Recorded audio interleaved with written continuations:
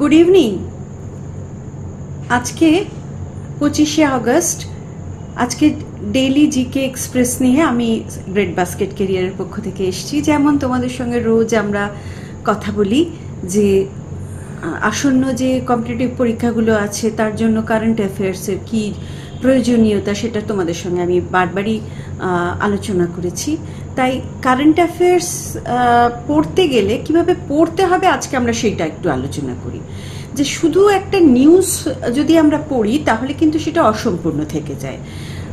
একটা নিউজ পড়ার সঙ্গে সঙ্গে তার ব্যাকগ্রাউন্ডটাকেও একটুখানি জানতে হয়। তাহলে ফার্স্ট নিউজটা আজকে আমরা পড়ি। ফার্স্ট নিউজটা হচ্ছে যে 23 আগস্টে ন্যাশনাল স্পেস ডে অবজার্ভ করা হলো। এখন এই যে ন্যাশনাল স্পেস ডে, তাহলে প্রশ্নটা আসছে যে কেন ন্যাশনাল স্পেস ডে 23 আগস্ট হলো, কেন 22 আগস্ট হলো না, কেন 21 আগস্ট হলো না? তার কারণটা হচ্ছে যে 2023-এর 23 আগস্ট প্রোগ্রাম বলে যে রোভারটা, সেটা চাঁদের সাউথ পোলে ইন্ডিয়া পাঠিয়েছিল, ল্যান্ড করেছিল 23 আগস্ট। তাহলে এইবারে প্রশ্ন হচ্ছে যে ইন্ডিয়ার পজিশন কোথায়? ইন্ডিয়ার স্পেস মিশনে এই শুভাংশু শুক্লা তো এই ফিরে এলেন থেকে, স্পেস থেকে, ইন্টারন্যাশনাল স্পেস স্টেশন থেকে। তাহলে ইন্ডিয়ার পজিশনটা কোথায়? শুধু মুন মিশনে বলি, মুন মিশনে ইন্ডিয়া হচ্ছে 4th nation to land on the moon, আর হচ্ছে first nation to land on the south pole of the moon. South pole, মুনের সাউথ পোলে ল্যান্ডিং করা ভীষণ কষ্টকর আর কি, ভীষণ ডিফিকাল্ট। তো সেইখানে India is the first nation to land on the south pole of moon. কোন মিশনটাতে হলো না? চান্দ্রায়ন 3 মিশনটাতে। এইবার এই যে এটা একটা ইসরোর প্রজেক্ট, ইসরো আমাদের মাদার অর্গানাইজেশন যে স্পেস মিশনটা করে। এইবার এই যে 2025-এ যে স্পেস ডে অবজার্ভ করা হলো, সেই স্পেস ডে কি মোটো না আর্যভট্টাতেও গগনায়ান। আর্যভট্টা ছিল আমাদের ফার্স্ট স্যাটেলাইট, মনে আছে নিশ্চয়ই। আচ্ছা, এবার গগনায়ান, এই যে 2025-কে গগনায়ান ইয়ার বলা হচ্ছে, এবং India is set to launch Gaganyaan mission. Gaganyaan মিশনটা কি আগে বলে নি, ডিসেম্বর 2025-এ এই মিশনটা হবে। গগনায়ান মিশনটা কি? তাহলে ব্যাকগ্রাউন্ডে গগনায়ান মিশন কি, এই কোয়েশ্চেনটা আসতেই পারে।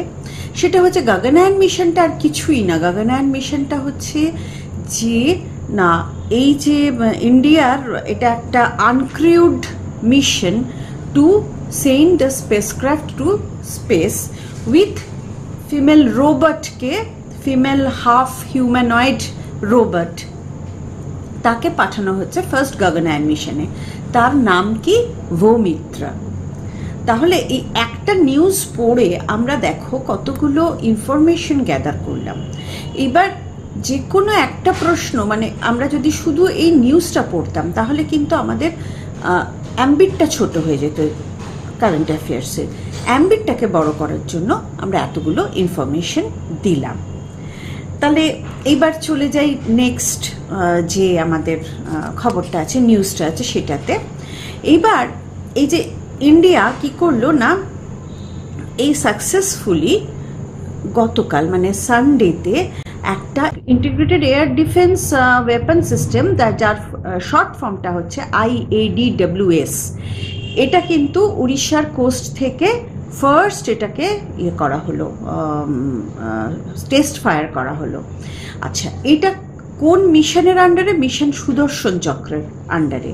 আমরা মিশন সুদর্শন চক্র আমাদের 15 আগস্ট আমাদের PM এটাকে অ্যানাউন্স করেছেন যে এটা একটা ইন্টিগ্রেটেড ডিফেন্স সিস্টেম তৈরি হবে। এটা 2035-এর মধ্যে আমরা ফুললি ইকুইপড হয়ে যাব। এই প্রসঙ্গে আমার একটু বলার আছে, সেটা হচ্ছে যে ডিফেন্সের ক্ষেত্রে ইন্ডিয়া কিন্তু এখনও ফুললি সেলফ রিলায়েন্ট নয়। তবু ইন্ডিজেনাস অনেক কিছু ইন্ডিয়া শুরু করেছে আত্মনির্ভর ভারতের আন্ডারে। এবং আমরা চেষ্টা করছি 2035-এর মধ্যে আত্মনির্ভর হয়ে যেতে। আচ্ছা, এই যে এই সুদর্শন চক্র যে মিশনটা, এটা কি না একটা comprehensive multi layered network system cum একটা ডিফেন্স সিস্টেম ইন্ডিজিনাসলি ডেভেলপ করা হবে বাই ডিআরডিও। কে পেয়েছে? Defence research and development organisation এই কাজটা করছে। এর মোটামুটি 3টে কম্পোনেন্ট। সেই 3টে কম্পোনেন্ট কি? একটা হচ্ছে very short range air defence system একটা হবে, সেটার অ্যাব্রিভিয়েশনটা হচ্ছে VSHORDS। আর এই যে বললাম, আর সেকেন্ডটা হচ্ছে গিয়ে integrated air defence weapon system, যার অ্যাব্রিভিয়েশন হচ্ছে IADWS। আর একটা হচ্ছে থার্ড যেটা, সেটা হচ্ছে ডাইরেক্ট এনার্জি ওয়েপন, তার শর্ট ফর্ম হচ্ছে ডিউ। এবার এই যে এর কতগুলো অবজেক্টিভ আছে। অবজেক্টিভটা কি? শুধু কিন্তু মিসাইল ছোঁড়া বা ডিফেন্স সিস্টেমকে তৈরি করা নয়। প্রথম কথা হচ্ছে একটা নেটওয়ার্ক সিস্টেম, সার্ভেলেন্সের একটা নেটওয়ার্ক সিস্টেম তৈরি করা। সাইবার সিকিউরিটি, অবশ্যই আমাদের সাইবার সিকিউরিটি ভীষণ প্রয়োজন। এছাড়া হচ্ছে এয়ার ডিফেন্স, অবশ্যই এয়ার ডিফেন্সের মধ্যে আবার কী কী ভাগ না, ডিটেক্ট করবে, ডেস্ট্রয় করবে এবং long range missile, aircraft, unmanned Arial vehicles সব কিছুই ডেভেলপ করবে। এবং সবচেয়ে বড় কথা, এটা মাল্টি লেয়ার্ড এবং একটা জিনিস হচ্ছে যে quick reaction surface two air missile তৈরি করবে, যাকে আমরা বলছি QRSAM। কেন না কুইক রেসপন্স? কেন না যাতে এটা ডিটেকশন করতে শত্রুপক্ষের অসুবিধা হয়।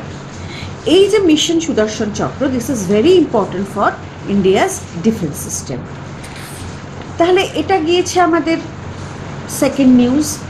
আমরা এবার কতগুলো ওয়ান লাইনার তোমাদের সঙ্গে শেয়ার করি, যেগুলো ওয়ান লাইনার কেন না এত ডিটেলসে বলতে গেলে ভিডিওটা লম্বা হয়ে যাবে। তবে আমি রিকোয়েস্ট করব সবাইকে, তোমাদের যদি ভিডিওটা ভালো লাগে তাহলে অবশ্যই শেয়ার করো এবং সাবস্ক্রাইব করো, আর ভিডিওটা শেষ অবধি দেখো, কারণ অনেক ইম্পর্ট্যান্ট ইনফরমেশন আমি তোমাদের সঙ্গে শেয়ার করছি। এরপরের নিউজটা হচ্ছে যে ডিজিটাল ইন্ডিয়া এই মিশনে ইন্ডিয়াকে ডিজিটালি লিটারেট করার একটা প্রোগ্রাম নেওয়া হয়েছে। Kerala is the first fully digitally literate state বলে ঘোষণা করা হলো। এরপরের নিউজটা হচ্ছে ব্লু কার্বন। আমরা অনেক রকম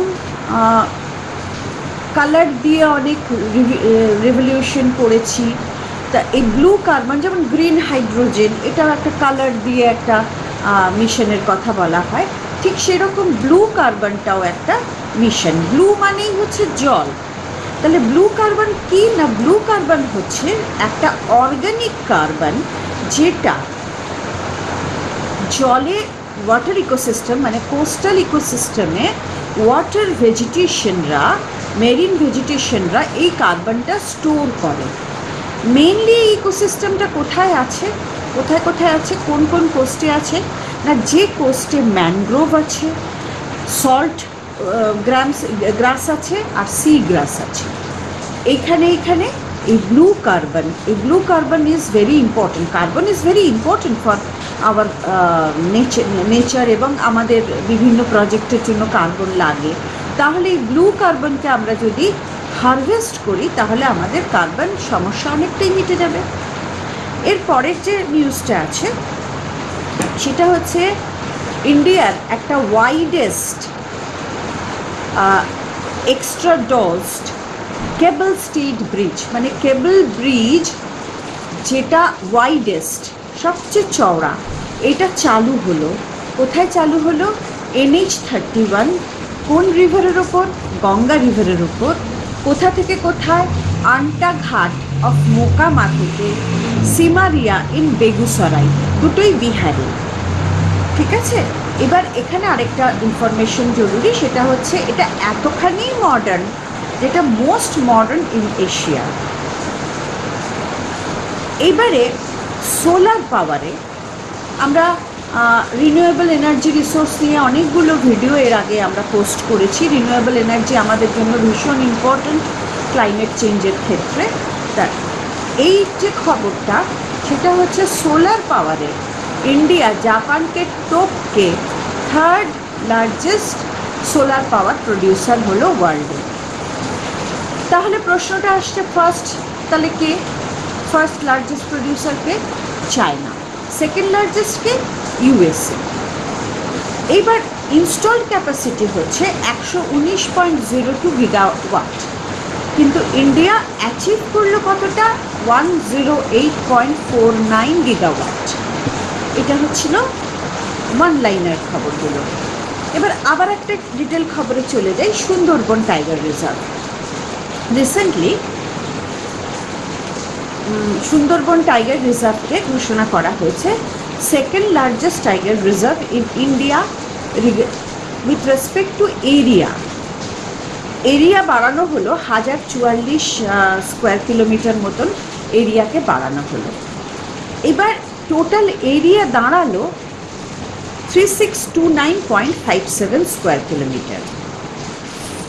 এবার ঘটনাটা হচ্ছে এই যে কে এটাকে ঘোষণা করলো না, ন্যাশনাল টাইগার কনজারভেশন অথরিটি। এই ন্যাশনাল টাইগার কনজারভেশন অথরিটি হচ্ছে mother authority of tiger conservation in India. আচ্ছা, এইবারে তাহলে প্রশ্নটা এসে যায় যে এই যে 1044 কিলোমিটার, সেই কোনখানটা অ্যাডিশন হলো? 3টে ব্লক অ্যাডিশন হলো, মাতলা, রায়দিঘি আর রামনগর। এবার প্রশ্ন এসে যায় তাহলে লার্জেস্ট কোনটা? না, নাগার্জুন সাগর শ্রীসালাম টাইগার রিজার্ভ অন্ধ্রপ্রদেশে, এটা হচ্ছে লার্জেস্ট ইন এরিয়া। আচ্ছা, কিন্তু এবার কথাটা হচ্ছে যে এটা তো এরিয়াতে লার্জেস্ট, কিন্তু কোন স্টেটে সবচেয়ে বেশি টাইগার আছে? টাইগার সবচেয়ে বেশি আছে কিন্তু মধ্যপ্রদেশে। মধ্যপ্রদেশকে টাইগার স্টেট অফ ইন্ডিয়া বলা হয়। আর এই যে সুন্দরবনের এরিয়া এতখানি হলো, সেকেন্ড লার্জেস্ট, কটা টাইগার আছে? মাত্র 101টা টাইগার আছে। ঠিক আছে, এটা গেল আমাদের নিউজে, সুন্দরবন সংক্রান্ত নিউজ। এইবারে চলে যাই আমাদের লাস্ট নিউজে। লাস্ট নিউজ হচ্ছে খেলার news, sports news. North eastern United football club 134th Durand cup জিতল। এই খবরটা তোমরা নিশ্চয়ই নিউজে পড়েছো। কিন্তু এইবার যেটা বলার কথা সেটা হচ্ছে যে এবার ব্যাকগ্রাউন্ড নিউজে যাই। ব্যাকগ্রাউন্ড নিউজ কি? It is the oldest football tournament. Durand cup is the oldest football tournament in Asia আর 5th oldest in the world. 1888 সালে সিমলাতে ইন্ডিয়ার foreign secretary, British foreign secretary ছিলেন কে? না, স্যার হেনরি মর্টিমার ডুরান্ট। তিনি আর্মিতে যারা চাকরি করতো সেই সময় তাদের একটা এন্টারটেনমেন্ট হিসেবে সিমলাতে এই কাপটা চালু করেন। তখন এটার নাম ছিল কিন্তু সিমলা টুর্নামেন্ট, কিন্তু এটা পরে স্যার মর্টিমার ডুরান্টের নামে ডুরান্ট কাপ হয়।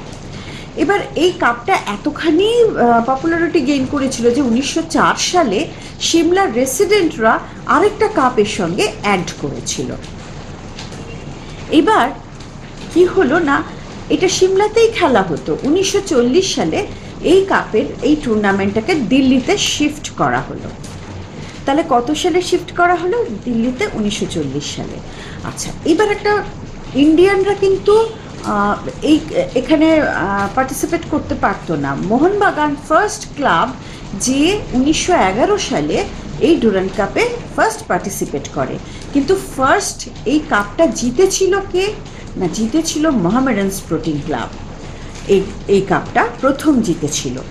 আচ্ছা, এইবার একটা মজার জিনিস হচ্ছে এটা 2019 থেকে চলে এসেছে কলকাতায়, এবং এটা কিন্তু এখনও আর্মি কন্ট্রোল করে, এবং সুপ্রিম কমান্ড অফ আর্মি মানে আমাদের প্রেসিডেন্ট, তিনি কিন্তু এই কাপটার আরেকটা কাপ দেন, সেটা হচ্ছে প্রেসিডেন্টস কাপ। এটা 1947 সালে ডক্টর রাজেন্দ্র প্রসাদ এই কাপটা চালু করেন। তাহলে 2019 থেকে এটা কলকাতায় হয়। তাহলে একটা ইম্পর্ট্যান্ট প্রশ্ন হচ্ছে বা ইম্পর্ট্যান্ট একটা নলেজ হচ্ছে যে এখানে 3টে কাপ দেওয়া হয়। যে কোনো টুর্নামেন্টে তো একটা কাপ দেওয়া হয়, এখানে তিনটে কাপ দেওয়া হয়। কি কি কাপ দেওয়া হয়? ফার্স্ট কাপটা হচ্ছে অরিজিনাল ট্রফি, মানে ডুরান্ট কাপ যেটাকে বলা হয়। তার নাম হচ্ছে, তার কমন নাম হচ্ছে দ্য মাস্টারপিস। আর সিমলা কাপ যেটা 1904 সাল থেকে দেওয়া হচ্ছিল, সেই সিমলা ট্রফিটা, তার নাম হচ্ছে দ্য আর্টিস্ট্রি। আর প্রেসিডেন্টস কাপ যেটা ডক্টর রাজেন্দ্র প্রসাদ 1947 সাল থেকে চালু করলেন, তার নাম হচ্ছে দ্য প্রাইড। তাহলে এই ছিল আজকের নিউজ। আশা করি তোমরা এনজয় করেছো। আমরা কারেন্ট অ্যাফেয়ার্সের উপরে